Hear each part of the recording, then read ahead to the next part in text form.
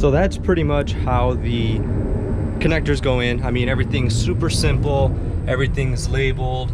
You got here fuel pressure. On this one you have TPS. I mean, you got each injector's numbered. I mean, the harness was just so easy to do. It was very simple, very self-explanatory. Everything is to length. They give you an extension on the distributor one, because on the GM ones they're in the back, so obviously the Ford has to reach to the front. So I'm guessing it's the same harness for both kits. Yeah, I mean, so much went into it. Definitely not even close to what I thought it was going to be. I had expected that the intake install with, you know, the intake manifold would have been the harder of the process, but it wasn't. Everything else was. That was honestly the easiest part. Everything else was the more complicated and just tedious install. But I really enjoyed it. I know I'm making it sound horrible, but I really enjoyed installing it. I mean, it was, to me, this stuff is fun. If you like this stuff, you'll definitely enjoy this kit. I wasn't able to record the first start because I kept running into issues. I was running power to the ECU through this relay that I have here, and I was just having trouble getting it to turn on with my 12-volt ignition source. So I ended up running a temporary fused power wire. I just ran it to the bay here. I'll show you. Ran it to here, and then just to a toggle switch.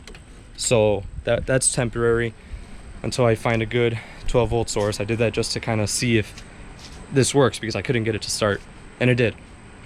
But just a quick breakdown of what happened between now and the intake manifold install was I installed a new fuel tank, and that's not part of the install, but I installed a new one just because mine was leaking.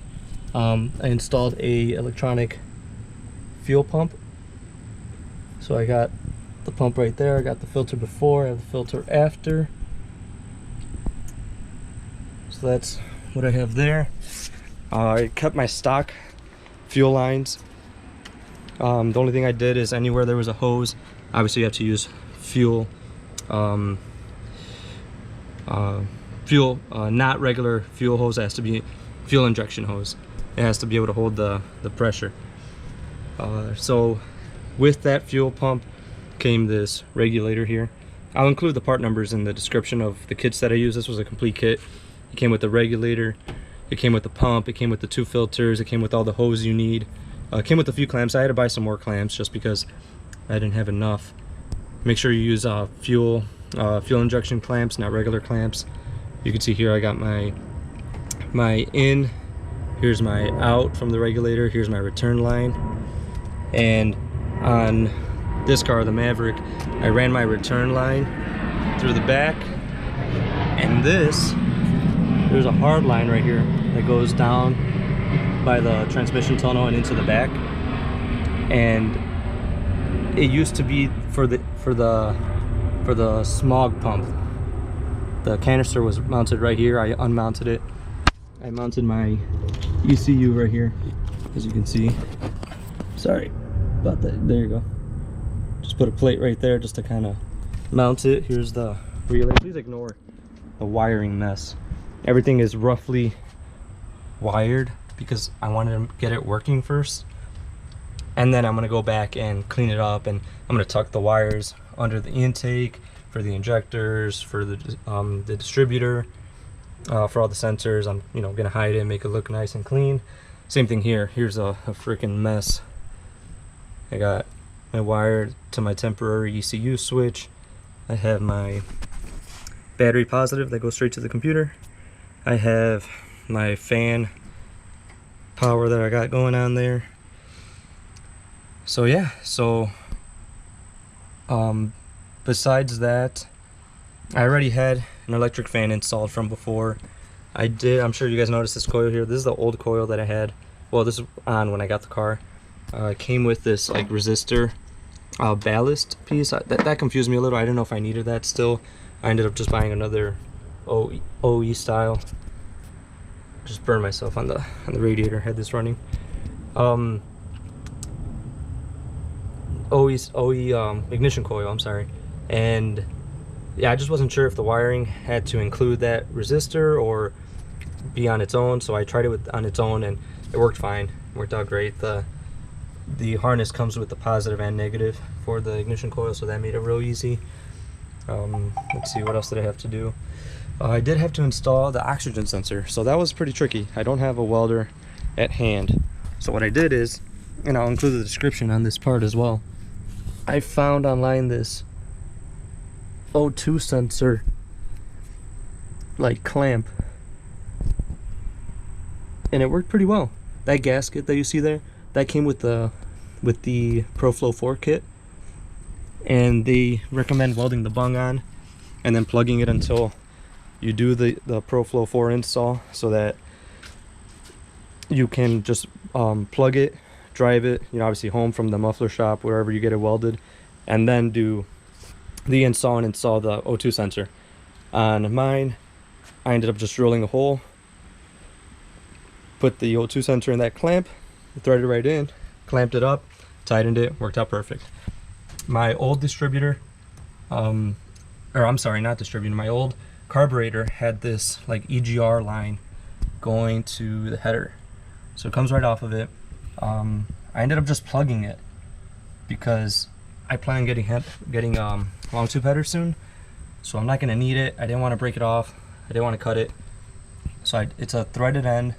I found out that, you know, just from test fitting a bunch of stuff I had in the garage, it ended up being a 1/4 inch compression fitting thread size, and I ended up going to the hardware store. I got an adapter that goes, I believe it was 1/4 inch FIP to 1/4 inch MIP fitting, and that allowed me to find a cap, which is this one, that goes from the compression fitting, because there is no caps for compression fittings, to this I'm not even sure which one's which, so it was a 1/4 inch to 1/4 inch FIP to MIP fitting, and then you find the cap that fits on the opposite end threaded. I did have to drill the hole a little bigger because of the flange, but if you end up doing that, you'll know exactly what I mean when you get the parts and try it out. Let's see what else. Only other thing I do have to do is I have this sensor just kind of hanging here. That is going to go into the intake housing. I have to drill a hole. I'm going to use my old one, the stock one, kind of make it look somewhat original, kind of, you know, fool people a little bit. Let's see, what else did I have to do? I guess what was the most difficult part was the fuel lines, just because it was a lot of small pieces like this here. I added this gauge so I can keep track of it. There's the regulator part number. I'll include it in the description so you guys know what I used here. There's the gauge.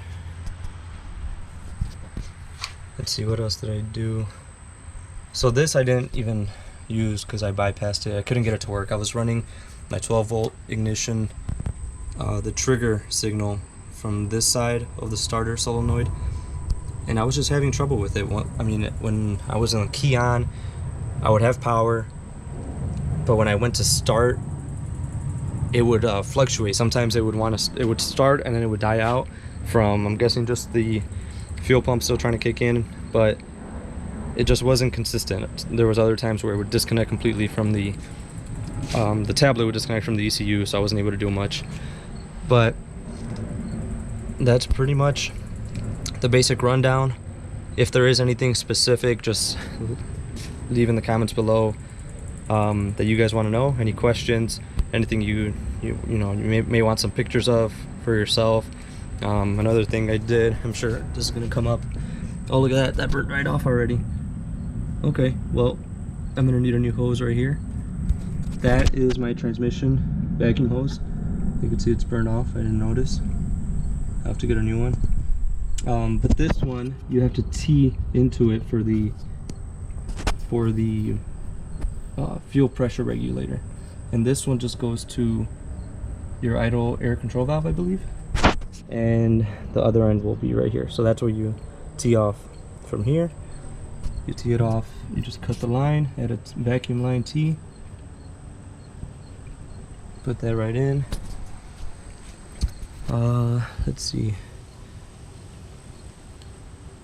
besides that, everything else was just kind of smaller things. Like I had to find the right distributor wires because my old one wasn't an HEI distributor.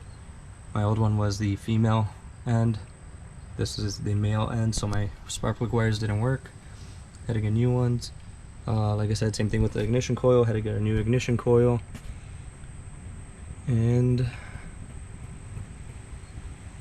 let's see, let's start it up then. So just so you guys understand what I mean when I had to add that switch in, I'm sure you guys think that's very jerry-rigged, but it is. Oh, ignore the tape. The tape was just to hold it in place when I was trying to change the bulbs on the back. Alright, so here's my switch. It's currently in, let's see, what's it on? It is an off, so I'm gonna go ahead and flip it on. You hear the fuel pump, you see those lights turn on. Go ahead and start it. Starts right up.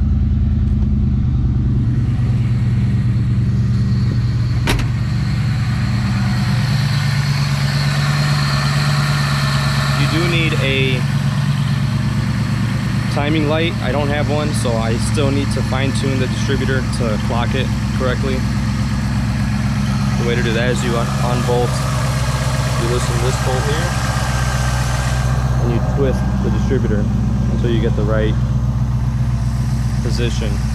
I think I'm at negative 12 degrees right now, but every now and then I do hear a little bit of backfire popping from the exhaust. Besides that, it's a pretty smooth idle. This is from the top of the fuel tank, the vent tube. I'm gonna have to route this somewhere. Just put a filter at the end. So that's, I'm sure you can hear that popping. There are a little bit random sputters, so I'm gonna have to fine tune it. Besides that, it runs pretty smooth. Started right up, and I'm liking it already. I already took it around the block to get it to self-tune. You can kind of feel the hesitation. And another surprise that I got, I found a somewhat factory looking gauge. I mean, let me remove this tape here. I mean, if you look at that and then you look at this, I mean, that's pretty good. That's pretty time period correct. And I wanted to mount it right here. I made this clamp thing at work, and I wanted it to go right there, but then I realized that this whole section rotates when I shift. You can see right there, a little bit of play. I totally forgot about that, so I'm gonna have to rethink my mounting design. I didn't want to just screw it into the column here, like, you know, most of the kits come with.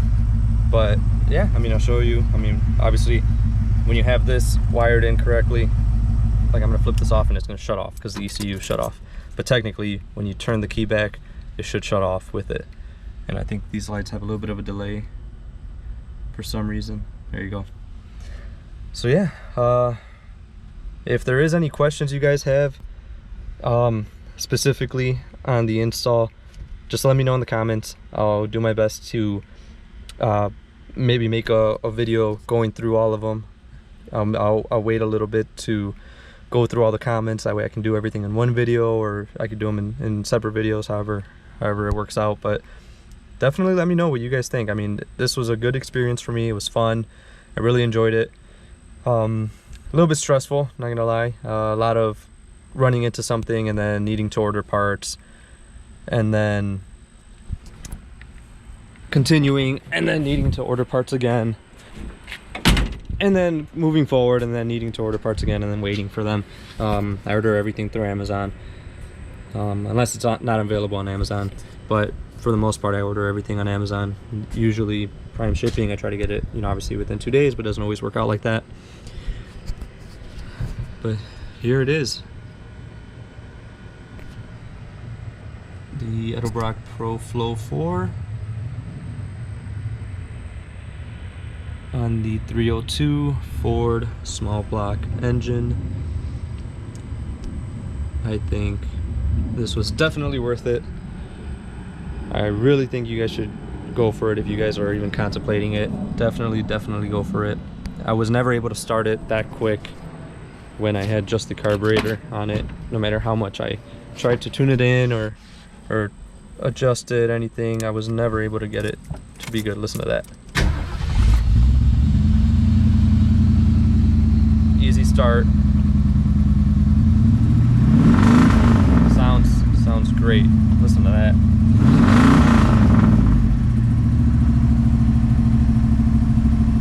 So yeah, this also came with the center console, so I don't know how many of these are out there, but I haven't seen a Maverick with one of these. Let me know if you guys have one. But yeah, like I said, any questions, let me know in the comments if there's anything you want me to go over. Also, actually, drop your Instagram names in the comments. I'll leave mine in the description as well, so you guys can give me a follow. And I'll probably be making those videos of your guys' questions and whatever else you guys are looking to do. The car is back in the garage. I'm gonna finish up some wiring here, clean this up here, clean up the harness now that I know everything is good. Besides that, obviously that signal wire to the ECU. Let's see, got a few more things to do on here. Like my turn signal is gonna get rid of the bottom turn signals and go with the grill ones. I know it's still a piece of junk, but slowly but surely I will get there. All right, so that's pretty much it. That wraps it up for today. Don't forget to like, subscribe, leave any questions in the comments with your questions, leave comments with your Instagram names. I'll follow you. I want to see your projects. I want to see your Maverick specifically, see what you guys got, and I'm gonna call it a day.